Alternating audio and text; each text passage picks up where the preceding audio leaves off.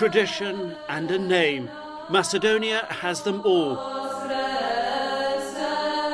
But there's a problem. The name. Neighbouring Greece objects, argues it has a province called Macedonia, and says its neighbour should be called the former Yugoslav Republic of Macedonia. Try getting that on a postage stamp. And even Macedonians far removed from diplomatic squabbles have an opinion. They like their name and are not about to give it up. I'm proud we have a big history, and we have Alexander Macedonian the Great. The Greeks are very confused about our name. They don't know what they're doing. I'm proud to be Macedonian. It's an issue that dogs the Prime Minister. Greece is the only country blocking Macedonia's entry to the EU and NATO. It's impossible in 21st century to push somebody to change this.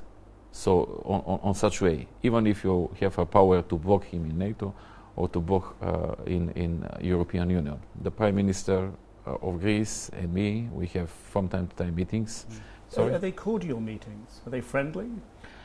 Usually are friendly, but it's not after so many years having this open issue. We are not very happy if we have friendly meeting. We want solution.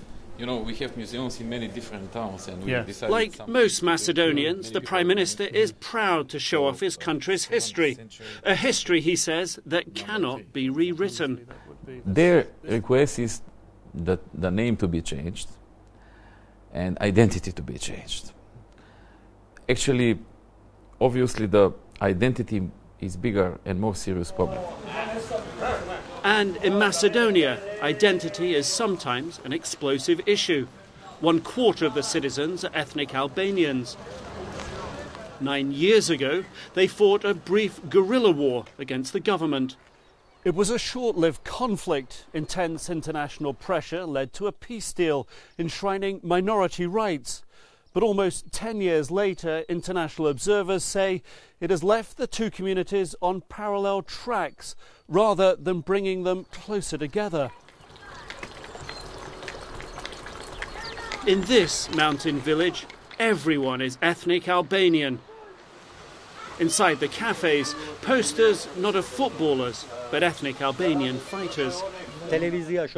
Ramadan Muharimi wants to talk. Tells me, like most here, he was a fighter back in 2001. He wanted children educated in the Albanian language. He's happy with the deal reached. But tells me what unites the villagers now is anger over the economy. They blame politicians of all stripes, ethnic Albanians and Macedonian. The only solution, he says, membership of the EU and access to the European job market. No one up here is talking about going to war again. With 90% unemployment, they just want to work. In the capital, the river separates Albanian and Macedonian communities. What unites them is business. Once again, the old bazaar in the Albanian quarter is thriving. Both groups have little patience for Greece's name-calling. Modernising the economy demands being part of the EU and NATO. Being member of NATO and European Union in this part of the world is good for creating additional perception for stability. And it is very important also for the investors. We are a multi-ethnic country. All ethnic communities like to see the country in NATO and European Union. So, what's in a name? Well, in this part of the Balkans, quite a lot. Nick Robertson, CNN, Skopje, Macedonia.